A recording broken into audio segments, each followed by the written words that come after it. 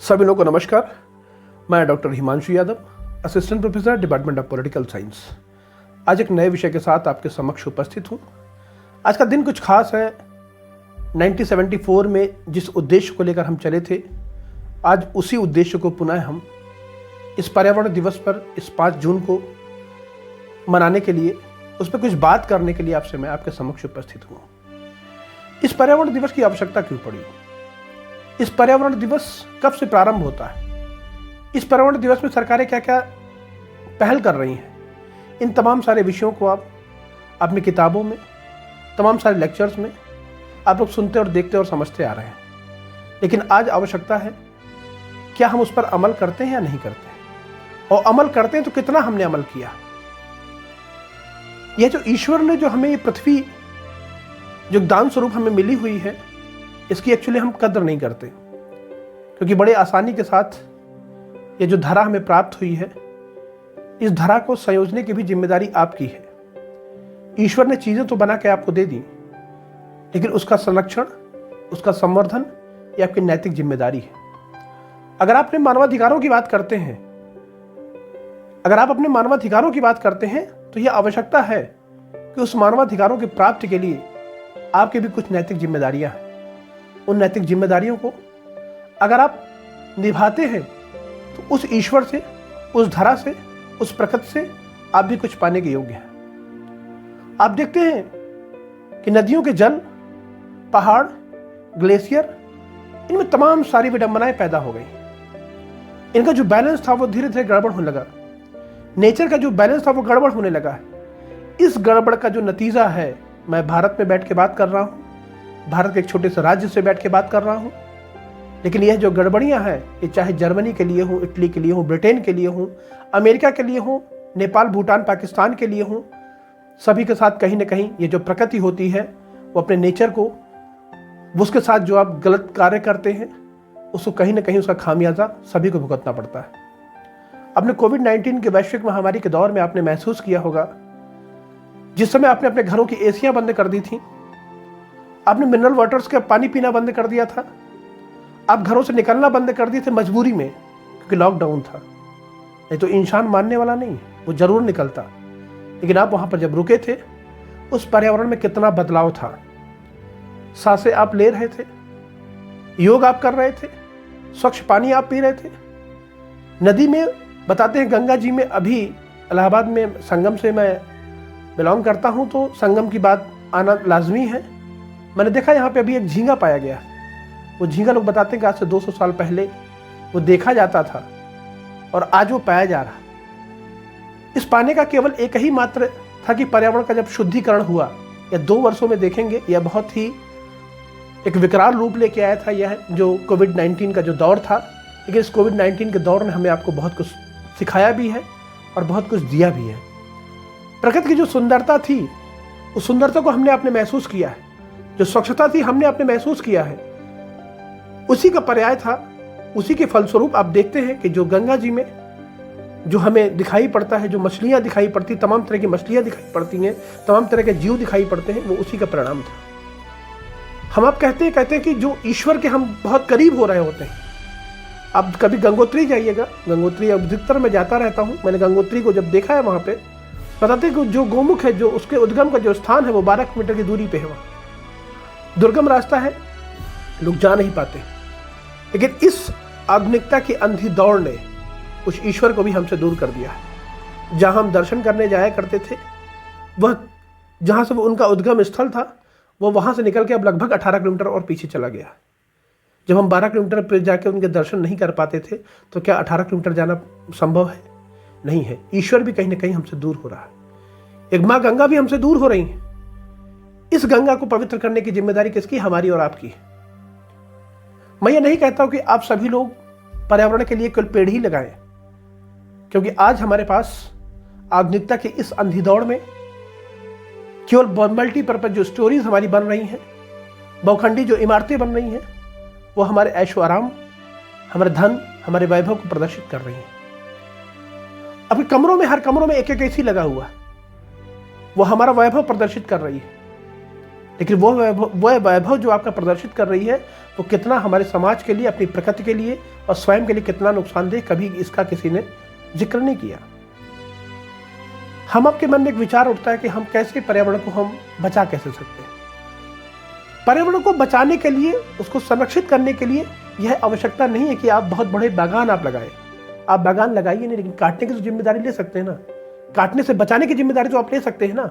आपने देखा होगा अभी कुछ दिनों पहले ऑस्ट्रेलिया के जंगलों में आग लग गई थी। तमाम सारे करोड़ों बताते वहां पे जीव जंतु, जो दुर्लभ जीव जंतु थे, वो मर गए, जल के खाक हो गए। उत्तराखंड के जंगलों में आग लगी हुई थी। अभी केदारनाथ लोग दर्शन करने जा रहे, सरकार को रोकना पड़ा और सरकार ने वहां रोककर इस प्रकार की व्यवस्था की कि जंगलों में जो आग लगी हुई है इसको रोका जा सके। क्यों, कहां से ये आग लग रही है, कौन है इसका जिम्मेदार? हम आप केवल धूम्रपान करने के बाद जिस बीड़ी को या जिस तीली को हम आप फेंक देते हैं इतनी आसानी के साथ, वो उसका एक विकराल रूप धारण करती है। आवश्यकता है आज उसे रोकने की। तर्क आपके हो सकते हैं कि पेड़ के जो पत्ते होते हैं, पेड़ जब आपस में टकराते हैं तो वहां से चिंगारियां उठती हैं, उसके कारण से लगता है। मैं मानता हूं ये भी एक रीजन हो सकता है, लेकिन क्या हमारी आपकी नैतिक जिम्मेदारी नहीं है? अगर हमने आपने उसे देखा तो हम आप उसे रोक भी सकते हैं। पत्तों के जलने की जब हम बात कर रहे थे तो न कभी ऐसा ही लगता कि ईश्वर हमसे बदला ले रहा है। जिसका टेम्परेचर 14 डिग्री हुआ करता था, 6 डिग्री पे हुआ करता था नैनीताल का, आज वो टेम्परेचर बढ़कर 27 से 28 डिग्री पहुंच गया। क्या प्रकृति हमसे बदला नहीं ले रही? जिन पहाड़ों पर गाड़ियों का आवाजाही कम थी, आज वहां पे आप देखते हैं आपको जगह नहीं मिलती पार्किंग की। यह क्या है? यह केवल एक मात्र प्रदूषित या दूषित करने का एक माध्यम सा बन चुका है। मैं नैतिक जिम्मेदारी की बात कर रहा था। आपके मन में एक प्रश्न उठ रहा होगा कि बड़ी लंबी लंबी बातें कर रहे हैं, वास्तविक रूप में होना क्या चाहिए, इसका सलूशन क्या है? प्रश्न तो बहुत सारे हैं। वो क्या माध्यम हो सकता है कि क्या छोटे छोटे योगदान आपके हो सकते हैं जिनके माध्यम से हम इस व्यवस्था को, इस पर्यावरण को हम संरक्षित कर सकते हैं। अगर मैं एसी की बात करूं, घरों में एसी हो चुके हैं, सबके पास एसी है, लेकिन अगर इस एसी को हम 4 कमरों में चला के केवल एक कमरे में चलाएं और सारे लोग अगर वहां सोए, तो मुझे लगता है कुछ हम पर्यावरण में अपना योगदान दे सकते हैं। अब देखते हैं, आप वॉशरूम का इस्तेमाल करते हैं, बड़े बड़े मॉल में आप जाते हैं, होटलों में आप जाते हैं, जब उसके फ्लश को आप दबाते हैं, लगभग आप 7 से 8 लीटर का पानी आपका खराब चला जाता है। क्या उस पानी को हम कम नहीं कर सकते? क्या उसका कोई माध्यम ऐसा है या नहीं? तो कभी कभी कुछ चीजों को, आपको छोटी छोटी चीजों को देखना पड़ेगा। आप जब सेविंग करते हैं, आपने देखा होगा पानी आपका कंटिन्यू चल रहा होता है, आप ब्रश कर रहे होते हैं, शेविंग कर रहे होते हैं, लगातार पानी बहता रहता है। यह भी पर्यावरण का ही एक हिस्सा है। नदी, जल, जंगल, जमीन, इनकी जो मैं बातें कर रहा हूं, ये सभी आपके विकास के लिए, समाज के विकास के लिए, इस देश के विकास के लिए एक अहम भूमिका रखते हैं। तो उस अहम भूमिका में अगर किसी ने कोई टॉफी खा के या गुटखा खा के या रैपर खा के अगर फेंक दिया है, तो अगर आप भारत के सच्चे नागरिक हैं, इस देश के सच्चे नागरिक हैं, तो आपकी एक नैतिक जिम्मेदारी बनती है कि उसे उठा के हम फेंक दें। लेकिन प्रश्न उठता है, हम ही क्यों फेंक दें? क्या उसकी जिम्मेदारी नहीं है ये? जब आप एक बार उठा के फेंकें, क्योंकि आप गांधी के देश में रहते हैं, जब आप फेंकेंगे तो सामने वाला कभी न कभी मजबूर होगा, और जब उसकी गंदगी को उठा रहे होंगे तो कहीं ना कहीं एक ना एक दिन उसके मन में एक विचार कौंधेगा और दोबारा उस गलती को करने से वो खुद अपने आप को बचाएगा। तो कोशिश कीजिए, ये जो स्वच्छ भारत अभियान का जो कार्यक्रम चल रहा है, या स्वच्छ भारत अभियान का जो कार्यक्रम चल रहा है, इस स्वच्छ भारत अभियान के कार्यक्रम में हम आप भी एक महत्वपूर्ण भूमिका निभा सकते हैं। स्वच्छता किस प्रकार की? स्वच्छता यहाँ पे मानसिक स्वच्छता है। मानसिक स्वच्छता अगर आपके पास रहेगी, सामाजिक स्वच्छता आप खुद ही ले आएंगे। और मानसिक स्वच्छता आप किसी के मन में आप जबरदस्ती नहीं ला सकते। उसका लाने का एक केवल माध्यम यह होगा कि आप उसके साथ ऐसा व्यवहार करें, जब उसे शर्मसार या खुद उसे आभास होगा अपनी गलती का, तब जाके वो समाज के साथ जुड़ पाएगा, समाज के साथ वो मिलकर काम कर पाएगा। इस पर्यावरण दिवस पर जो 1974 में जो केवल एक पृथ्वी जो हमने थीम ली थी 1974 में, स्टॉकहोम के सम्मेलन में 1972 में, 1974 में पहली बार पर्यावरण दिवस मनाया गया था, अंतर्राष्ट्रीय पर्यावरण दिवस 5 जून को। उसी थीम को आज फिर दोहराने की आवश्यकता पड़ गई। क्यों? कभी सोचा आपने 1974 के समय तो हमारा वातावरण बहुत ही शुद्ध था, बहुत ही बेहतर था, लेकिन आज उसे 2022 में ऐसी आवश्यकता क्यों पड़ जा रही? अगर आवश्यकता पड़ रही है तो वो उसके जो कारण है, उसका जो रीजन है, वो हम और आप है।